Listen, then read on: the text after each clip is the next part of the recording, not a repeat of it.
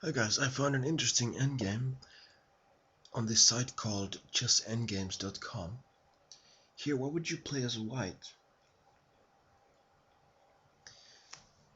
The instinctive king d6 trying to grab this pawn actually results in a draw. Because if king d6, then black has this nifty move e5. The idea here really is to gain some space for black.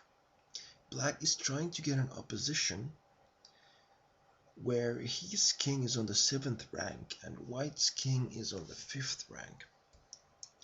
Now that is a useful opposition for the defending king against white's pawn, because that's a draw. Let's look at that a little bit. Now, wherever white moves, black just copies. And now, if white tries to push this pawn, black goes in front of it. White pushes it again. Black goes back, ready to take another opposition here if needed, or here, depending on what the white king does. So here, here, and now this pawn going to the 7th rank is giving check, which is a mistake because, well, not the check in itself, but now there's this draw trap that black has, and now it's actually a draw. White cannot maintain this pawn without a draw. So, but what white can do instead is to play e5 in this position, and what this does essentially is that it grabs space, and it's kind of like a tempo gainer also, because if black goes here, white gets the opposition. If black goes here, then white gets this lateral opposition.